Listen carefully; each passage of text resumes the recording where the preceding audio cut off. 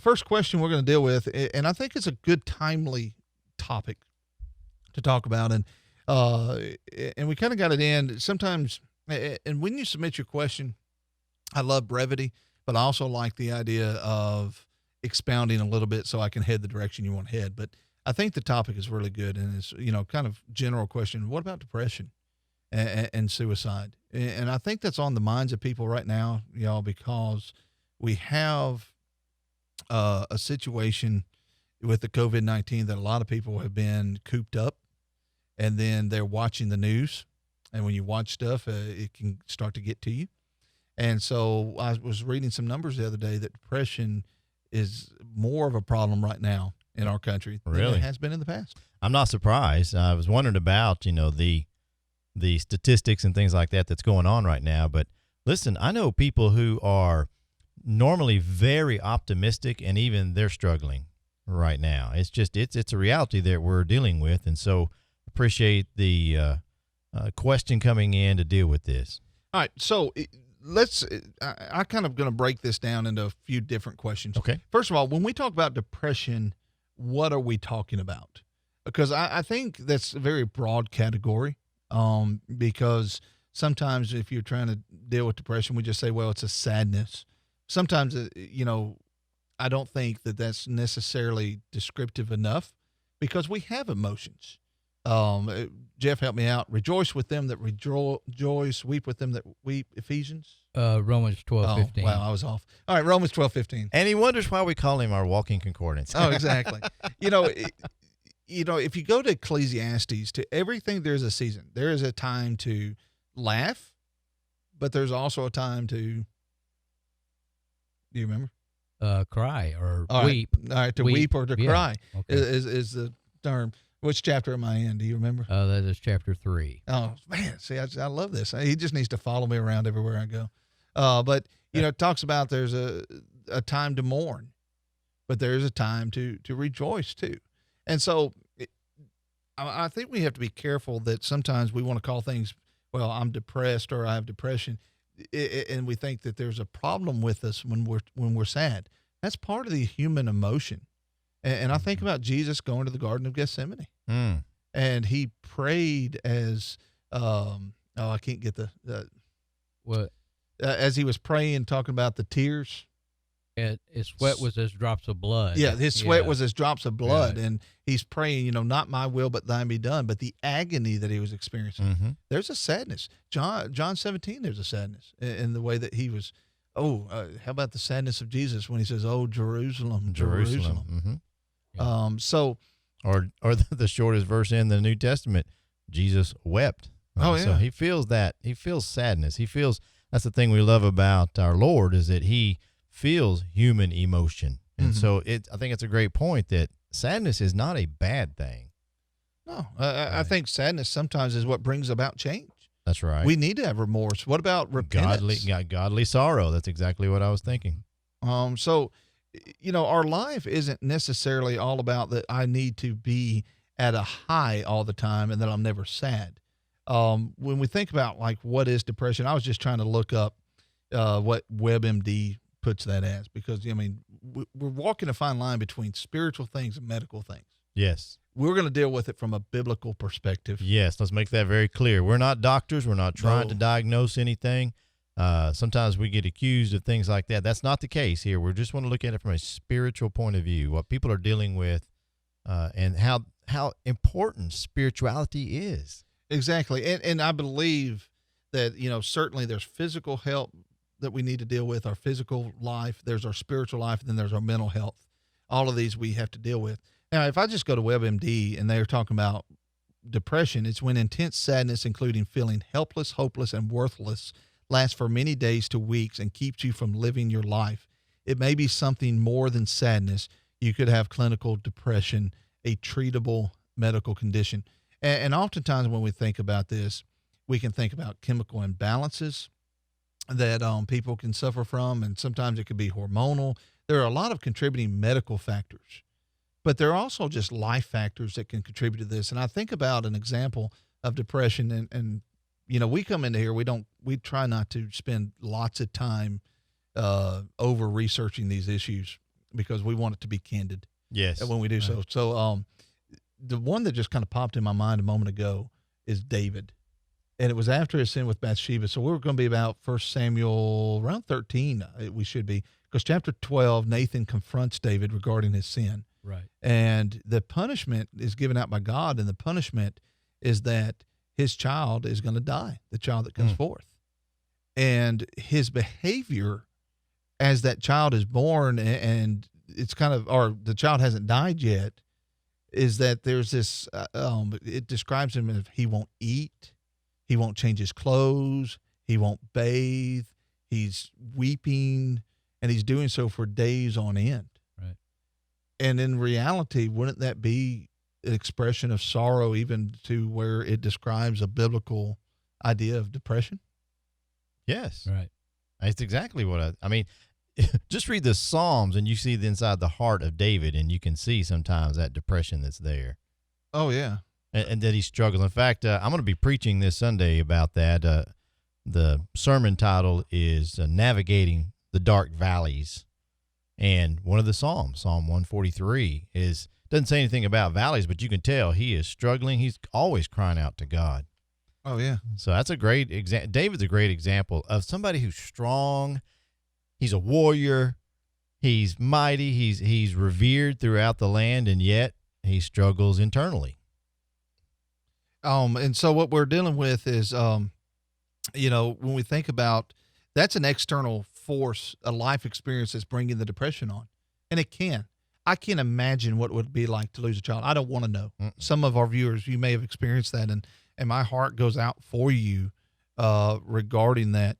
But, I cannot even imagine it. Or going through the death of a spouse. Some of you that are watching this, you're widows or widowers. Those feelings of dark sadness, it's the life experience. But let us also understand sometimes it can be medical, and we need to encourage Christians to be willing to seek the medical help as well. And don't feel bad because you need to get some help medically in addition to spiritually. And we're going to explain that. What helped David understand to come out of his depression was to have a correct understanding of God. Right. The people, it says, were scared to come in to tell him that his son had died, because they thought, well, if he's acting this way now, once his child has died, can you imagine? But it was actually then that he got up, washed his face, and went to the table, and they were confused. And he said, well, I expressed my sorrow while there was still hope that maybe God would change his mind. Right. I've got it up here, 2 Samuel 12:22. Thank you. I was saying 1 Samuel, 2 Samuel. Right. In response to the question, they wanted to know what was going on. And his answer was, while the child was yet alive, I fasted and wept. For I said, who can tell whether God will be gracious to me, that the child may live? But now he is dead. Wherefore should I fast? Can I bring him back again? Of course, rhetorical, no. I shall go to him, but he shall not return to me. All right. So, here they are. What brought him out of his depressed state, which is a justifiable depressed state, was an understanding of God in this world. But now let's go back to the medical side, because I'm dealing with two kind of different aspects here. Mm-hmm. Have you ever heard of, Troy, of cabin fever? Mm-hmm. Cabin fever can be a mental condition that's brought on that oftentimes is a depression. And do you know what causes cabin fever? I do not. It's the loss of vitamin D. Oh, being inside, not having is that right? Yeah. Not having the sun, being outside in the sun. And lack of vitamin D can cause depression as well as a lack of energy. Wow. And so, if you go up into those northern areas where sometimes they'll go hours and hours and hours without sunlight, they are having an issue. And so what they'll do, there's actually, I was watching a Shark Tank one night where somebody was trying to create a device that would help produce an artificial source for vitamin D. Wow. And so, in that situation, you have a vitamin deficiency. You can have faith all you want to, but you need to deal with that vitamin deficiency. Yeah. So you're talking about chemical imbalances, and that's a lot of times exactly what you're dealing with is chemical imbalances. And that's why medicine comes in and has to help in that regard. Hey, I wanted to address something else that you mentioned, Guyton, when you were talking about the definition that you looked up. Mm-hmm. And you used three words there that I found quite fascinating, and that is the word helpless, hopeless, and worthless. And as soon as you said that, my mind started thinking about the spiritual side of this, or where the Bible helps and where God helps. You think about the word helpless. Immediately I thought of Psalm 46. It says, God is our refuge and strength and a very present help in trouble. I thought of in the word hopeless in Hebrews 6, verse 19, that the hope we have as an anchor of the soul, both sure and steadfast, which enters the presence behind the veil. And he goes on to talk about it more. Peter talks about that living hope that we have. I mean, that's the thing about spirituality. The thing about Christianity is that it provides help, it provides hope. And then that last one you said was worthless. Jesus taught in the Sermon on the Mount about not worrying and things like that. When he talks about how your heavenly Father feeds the birds in Matthew 6, verse 26, are you not of more value than they?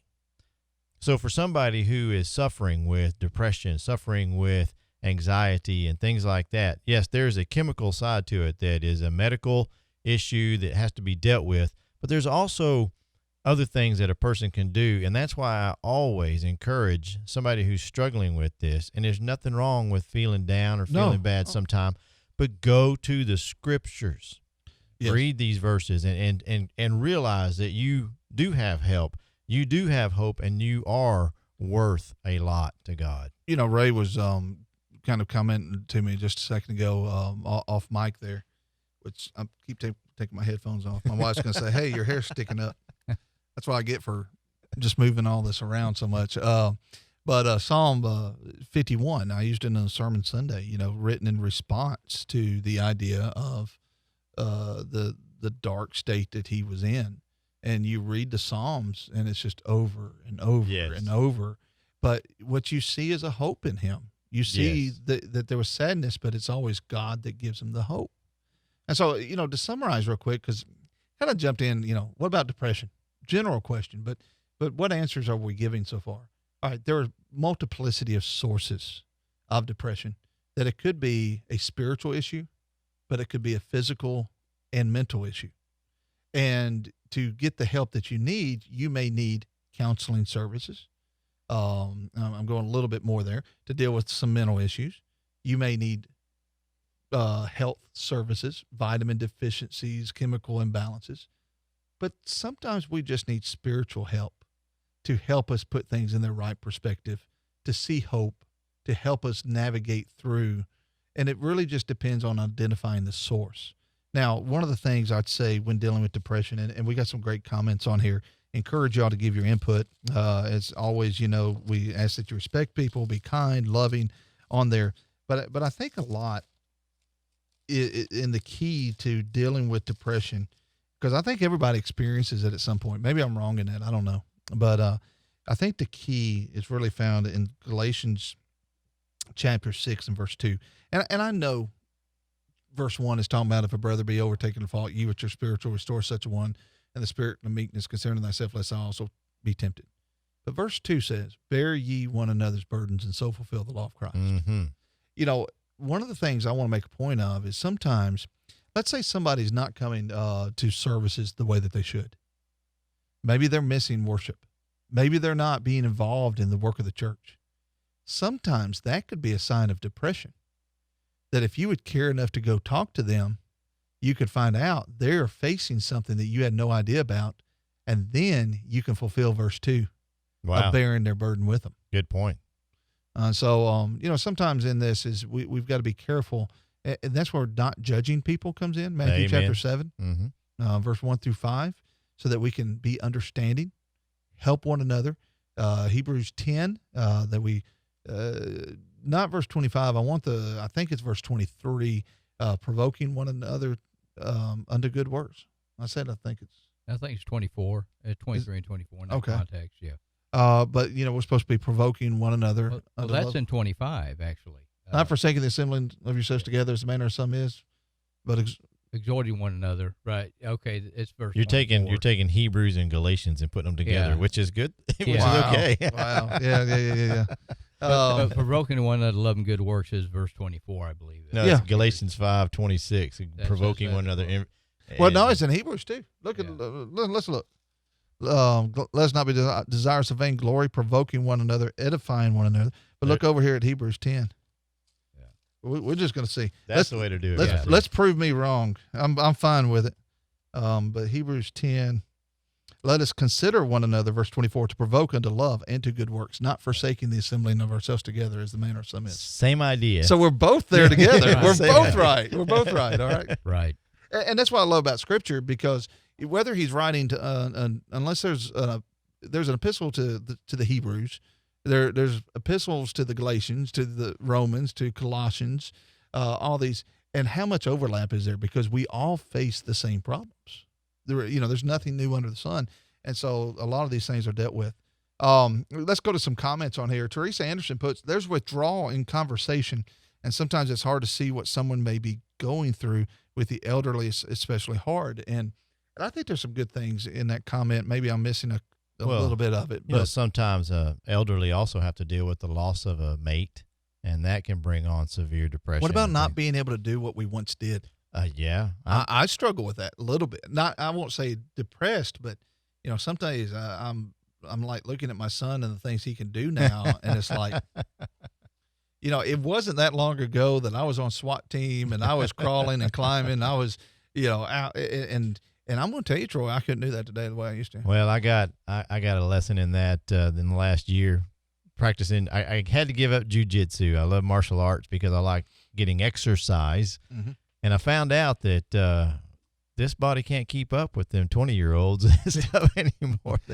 But I mean that's hard. I've seen older preachers struggle to see younger preachers come along Mm, because they get kind of down because their mind isn't as sharp as it once was. mhm. Doesn't mean they're not valuable. Let me be clear. But sometimes we start thinking, because I'm not able to do this that I used to do, we start equating that with value, Uh-huh. and we fail to see that, no, we still are important.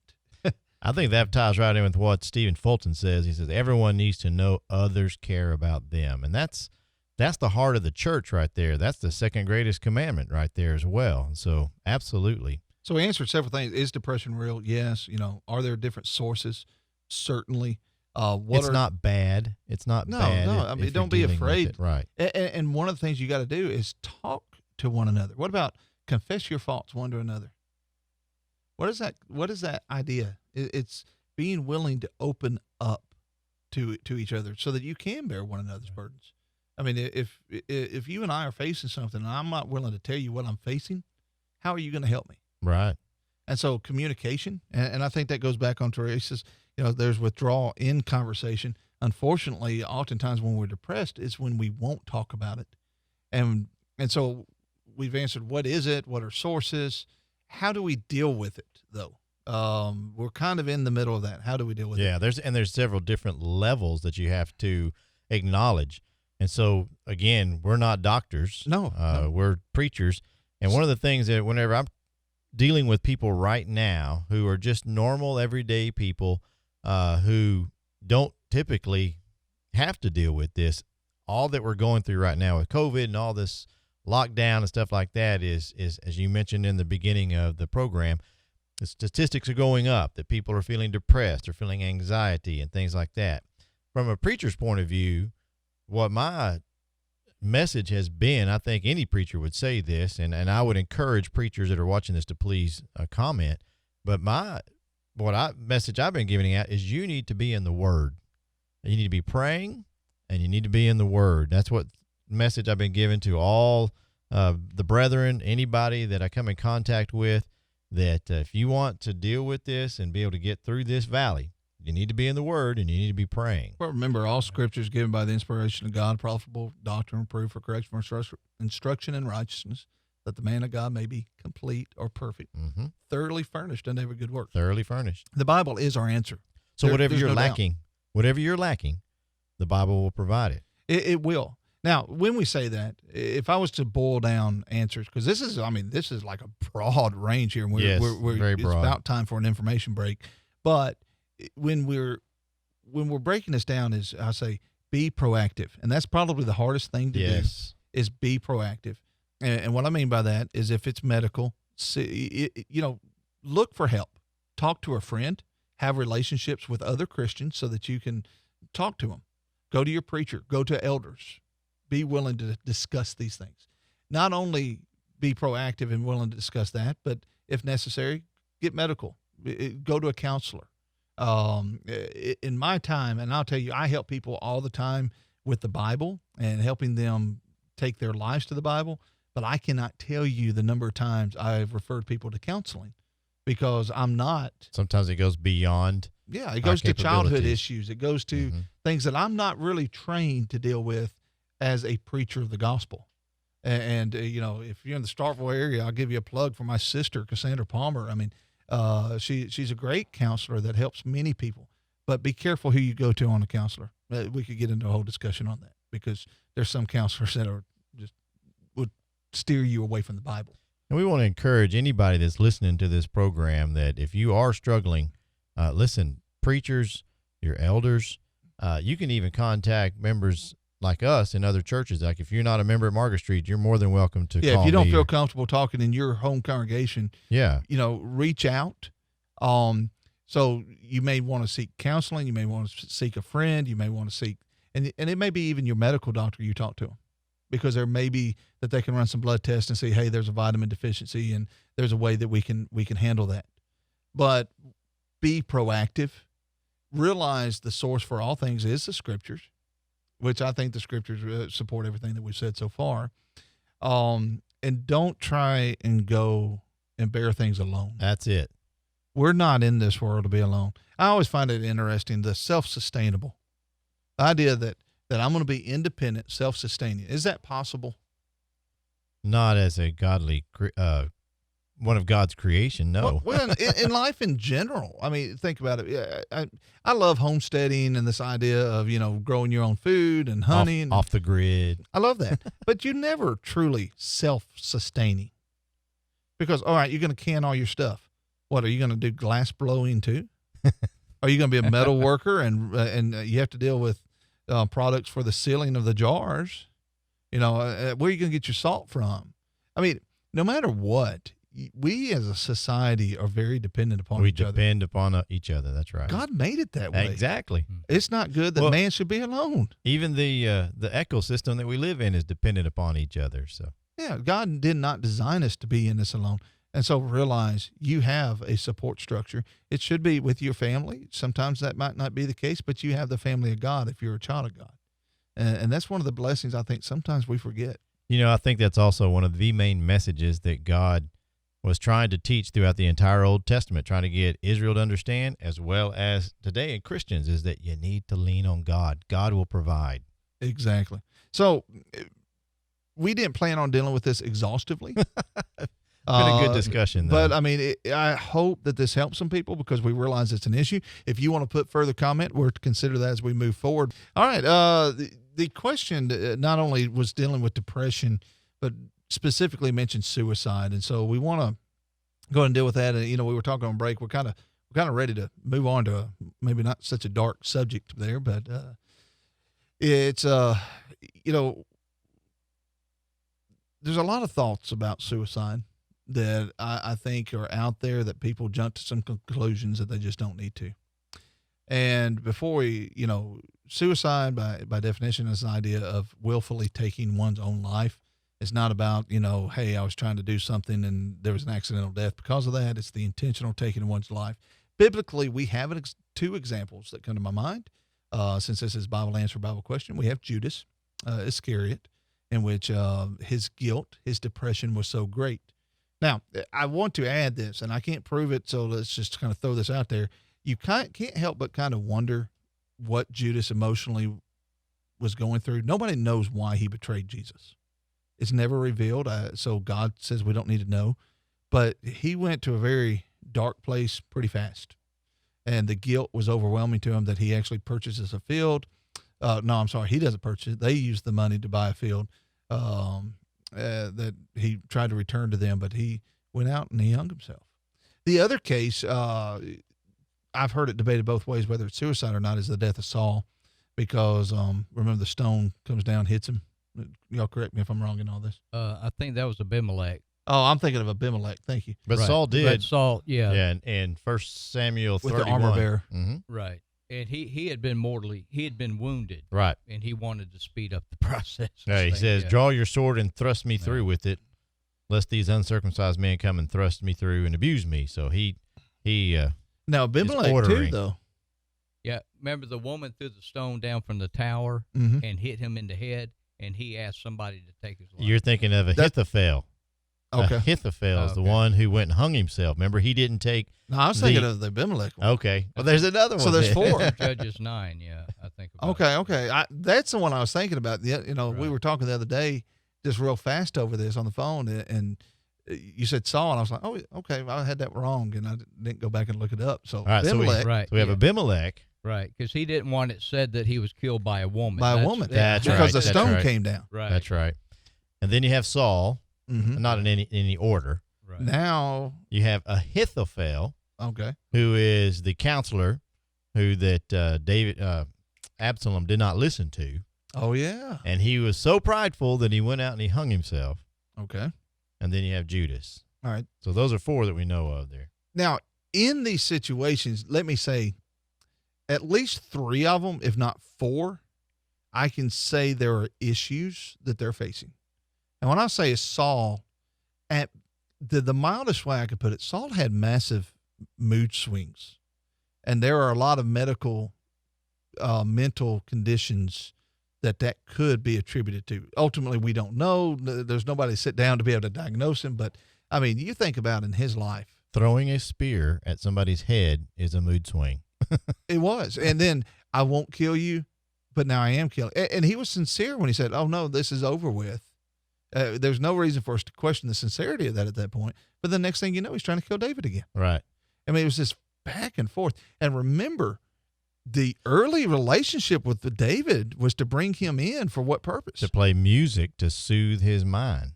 And you even go back, though, and it's kind of interesting because remember, was it on this program or something else I was teaching? I was talking about his hesitancy. I was in a sermon I was preaching.